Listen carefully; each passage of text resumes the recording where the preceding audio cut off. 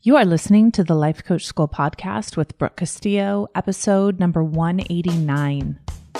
Welcome to the Life Coach School podcast, where it's all about real clients, real problems, and real coaching. And now, your host, Master Coach Instructor, Brooke Castillo. Well, hello, my friends. Today, we're going to talk about the balance of feelings. And I'm so excited because everyone I've been talking to about these concepts is just like blowing their own mind, which of course is what I was hoping, and super excited that you are all having the same experience that I had when I started living my life in this emotionally balanced way. And I think the main thing to remember is that when we stop feeling bad about feeling bad, we feel better. And really, most of us want to feel better. And one of the best ways to feel better is to understand that we're not supposed to feel great all of the time. I think a lot of my anxiety and depression throughout my entire life was because I felt like I should feel better more of the time. It was so unnecessary for me to feel bad about feeling bad because I just doubled down on feeling bad. When I could just accept that part of the human experience is a contrast in thinking, which means a contrast in emotion, then I could be at peace with my experience as a human. So in this podcast, we're going to review the feelings list and talk about the idea of the silver platter of feelings being optional. And here's where I get a lot of questions from my students when I teach them the idea that our thoughts create our feelings. The first argument that I get is, okay, so if our thoughts create our feelings, why don't we feel great all of the time? And why don't we try and feel great all of the time? And in fact, I have a lot of new students who will try and do this. They'll try and take all of their current negative thinking when they do a thought download, and they'll try to make it all positive all of the time. And they'll actually feel guilty and beat themselves up for any negative thoughts and any negative emotion. And when I explain to them, no, that's not the deal. The deal is that we will have that balance. We just want to do it more deliberately. Then there's some clarity around it. And I want to make sure that you all understand this as well. It's a pretty advanced concept. We talk about it kind of further into our training, but you guys have been with me a while. Let's see if we can wrap our heads around this. This idea that as we become aware of our feelings, as we become aware of our thoughts and start paying more close attention to those, there will be a tendency to beat ourselves up because we'll understand that our negative emotion and negative thinking is all self-created. And so we start to blame ourselves or other people for how we're feeling and how we're thinking. And when we can't blame the other people, then we really blame ourselves because we understand, oh, wait, it's all my thinking, so all of this is my fault, which some people think is very bad news because then they use it as an excuse to beat themselves up instead of a reason to feel super empowered. So here's the deal. If I give you a platter of emotions, the imagery that I like to use with my students is that I am walking around at a dinner party and I have this beautiful platter, and instead of saying hors d'oeuvre, I'm saying feeling. Which would you like to choose? Which feeling would you like to choose today? And it's a really important imagery for you to get, visualization for you to see, because that is basically the power that you have in your life. You get to choose how to feel all of the time by what you think. This does not mean that you should choose to feel great all of the time. As I've talked about on the previous two podcasts, a lot of the time we don't want to feel great about what's going on in the world. And here's the difference. There is a huge difference when you decide that feeling sad is what you want to feel versus feeling like an emotion is not within your control. Let me tell you why this matters so much. If you feel like your anxiety, your frustration, your sadness, your grief, your pain is caused by the external world and you're unable to control the external world, you will be tempted to buffer, which means you will be tempted to escape how you are feeling. You will be tempted to avoid your emotion because you will feel as if your emotion is being caused by the world outside of you and there's nothing you can do about it. And the only way to feel better is to escape into a false pleasure. And most of my students come to me with this belief system and they don't even realize it. They don't know why they're buffering. They don't understand the reason why they're buffering is because they want to feel better and they don't know how because they think that their emotions are caused by the world and they can't change the world. What I've been teaching you over the past years in this podcast is that the world doesn't cause you to feel anything. Your thoughts cause you to feel everything, and you are in control of your thinking. And so when you feel negatively, if you want to feel better, you can change the way that you're thinking. And this is a very important and if the reason you want to feel better is because you can't manage your emotions, you need to learn how to feel a feeling all the way through before you start trying to change it. Because you can manage your emotions. But step 1 is awareness. Step 2 is being willing to feel any emotion for as long as it takes. And step 3, and only then step 3 is to change your thinking. So there's 3 ways of feeling, right? The first is your wanted feelings to have a balance. What are the feelings that you want to experience in the world? If you were entering the atmosphere and you were just becoming human and you got to be born as an adult and you had to pick from the platters of emotion, which ones would you pick? Now, most of us think, I'd only pick all the good and juicy ones.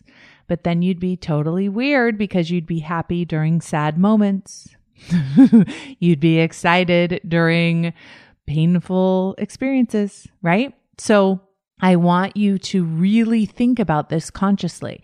You're coming in as a human. What emotions do you want to have in your repertoire to be able to feel, to have the full human experience? So that's number 1, wanted feelings in order to have balance. Number 2, unwanted feelings we need to allow in order to release resistance. And number 3, indulgent feelings we need to eliminate. Okay, let me go over that again because it's really important. 1 is wanted feelings that we choose because we want to have balance as humans. Number 2 is unwanted feelings that we wouldn't pick off that platter, but we need to allow in order to resisting them. And number 3 is indulgent feelings that we need to completely eliminate. We don't want to resist them, but we want to stop indulging in them. So let's go through the list of feelings, and I want to have a little bit of a discussion about them. And I want you to think about, and I've listed a bunch of, if you're in Scholars, on page 19, there's a long list of emotions that you can go through and read. But I'm actually going to, for those of you who aren't Scholars, I'm going to just go through the feelings verbally with you. So the first one is happy. I think most of us would pick this one up. Most of us want to feel happy. It's a good feeling. I want you to think about the thoughts that cause you to feel happy. It's very tempting to think about situations that we think make us feel happy, right? It's easy for us to say, when my boyfriend comes over, I feel happy. When my puppy's in the room, I feel happy. When I make a lot of money or get a new client, or when my boss doesn't come to work, I feel happy, right? So it's easy for us to attribute our feelings to external circumstances. But what I want you to do is attribute your feelings to your thoughts. So if you think, I'm so happy when my puppies come in the room, what is the thought you have that causes the feeling of happiness? Because it's not the puppies causing that feeling. The second emotion that is on my list here is sad. So I want you to think about if that's one of the emotions you would pick up and why.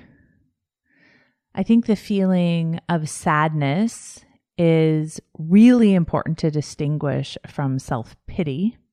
or pity. And the reason why I say that is because self-pity is sadness towards yourself, feeling sorry for yourself. That's very different than the emotion of sadness when it's appropriate and usable. Okay. So I think most of us would pick up sad as an emotion that we'd want to experience as humans, because I think most of us want to feel sad when quote unquote sad things happen. Things we think are sad happen. It's part of being human. The next one is angry. That's one of those emotions that feels useful, that usually isn't.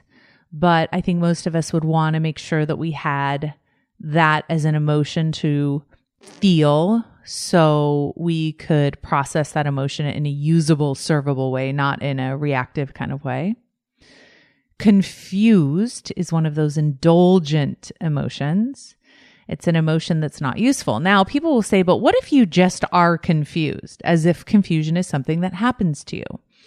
And I want to remind you, confusion is not something that happens to you. Confusion is something you decide to experience by saying, I don't understand this. I don't know what to do. I don't know what the next step is to take. And a lot of us indulge in this emotion and believe that it is useful.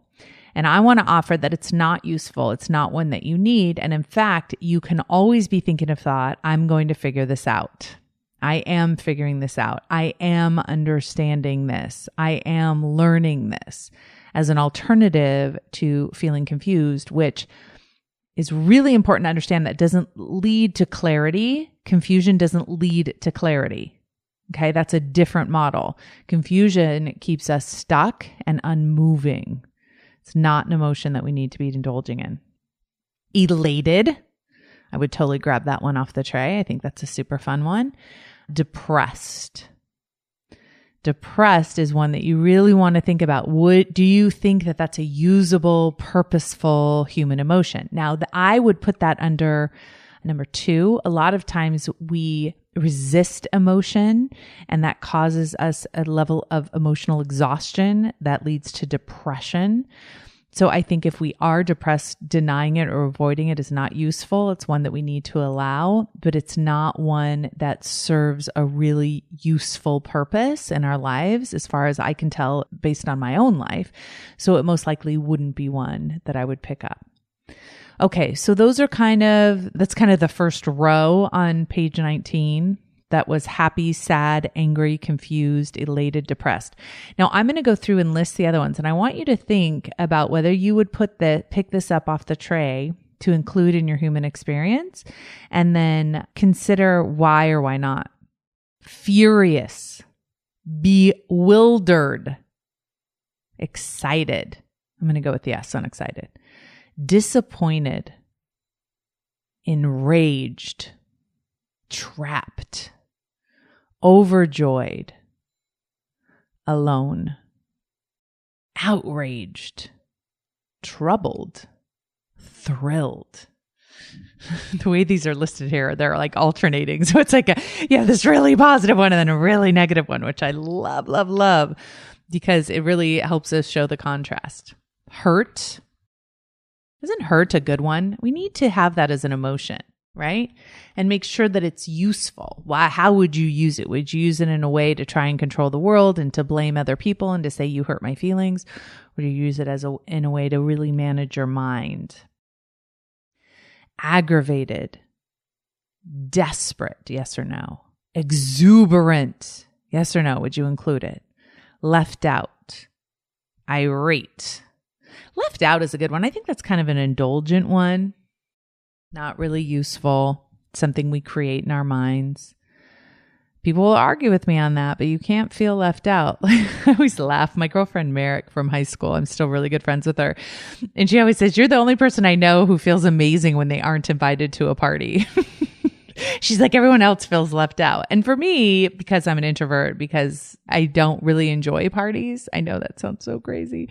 It's just not like big parties, lots of people, just not my favorite thing. It's just, I get my energy from being alone. So being with a whole bunch of people all the time isn't like the most exciting thing. I like parties because Chris likes parties. So I like them for him, but very rarely do I feel left out because of the way I think. Irate, yes or no? lost, ecstatic, dejected, seething, fired up, hopeless. Hopeless, I think, is much more of an indulgent emotion, yeah? Delighted, sorrowful, crushed, cheerful, yes or no? Heartbroken, yes or no? Heartbroken, I would take. Sometimes you just need a really good heartbreak. You know, I want to feel heartbroken when something happens that my kid wish wouldn't happen, when things go in a way that I would rather they didn't. I'm willing to be heartbroken about it. I'm willing to set huge dreams and not achieve them. And being willing to be heartbroken, I don't think is a detrimental emotion to me. But you have to decide for you. Upset, disorganized, up, down, mad, foggy. Would any of us pick up foggy? I hope I feel foggy today. Good, annoyed, misplaced. Oh, that's interesting, right? Do you ever feel misplaced? Relieved, distressed, frustrated, disoriented, satisfied, regretful, agitated, mixed up, contented, hot. I like that one. Hot, disgusted. Like disgusted is an interesting one, right? Because don't you want to feel disgusted at things that you think are disgusting? Do you want to have the ability to think things are disgusting and feel disgusted? I do too. So I think this is a really powerful exercise to go through and really decide on purpose, like which emotions are you going to feel on purpose and how are you going to balance them out? One of the recommendations that I gave to my students was to get a piece of paper and draw a line down the middle. And on one side, put positive, on the other side, put negative, and balance out those emotions, right? So on one side, you might put happy, and the other side, you'd put sad, right? Those are two emotions you want to experience in contrast. One might be delighted, the other one might be disgusted, and they don't have to be the opposite of each other. But what I'd like you to do is write down, like, what if you were to decide on purpose what the emotions are? What would be the positive ones? What would be the negative ones? And then kind of compare and contrast that to emotions that you have on a daily basis. So if you could choose versus the ones that are actually happening to you, quote unquote, because you're not paying attention to your thinking, really important for you to decide what you're going to feel on purpose and be more deliberate with it. So some of you may ask me, okay, so I notice that I'm willing to feel a balance of positive and negative emotions. I do understand what you're saying about that being our human experience. I do agree that we could do it 50-50 and have a good balance, but I feel like I'm anxious all of the time, and I don't see that I want to feel anxious all of the time. And what I want to offer you is that when you have anxiety about your own anxiety, or you have worry about your own worry, you're just compounding the situation. So if you're willing to allow the experience of anxiety to be one of the emotions that you have on that negative side, which means you're actually choosing it on purpose, that is when you can get some authority over it. Because rejecting it and pushing it away is not working. Now, this is different to an indulgent emotion that many of us feel on purpose as a way to protect ourselves from taking action. And we've talked about indulgent emotions before, right? So indulging in worry, indulging in doubt, indulging in anger. And I'm not talking about anger in a way that's useful. I'm talking about really just like stomping your feet, indulging in self-pity. Those kind of emotions that we use as a way to quote unquote protect ourselves and not really show up in our lives.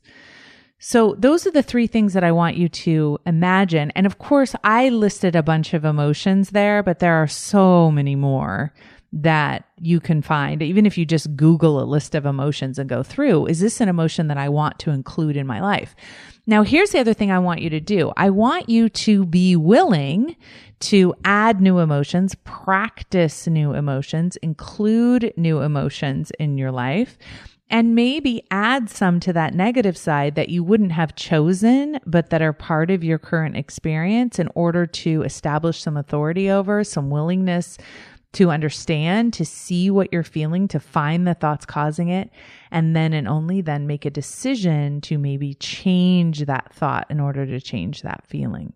Too often we try to get rid of our feelings by thinking really positively, and it's not sustainable. It doesn't work. When we really understand why we're feeling the way we do and what we're thinking and what's causing it, then we can start to understand that these habits we have include feeling. We get to memorizing and patterning certain feelings, and we think that they are part of us, part of our personality, useful and necessary.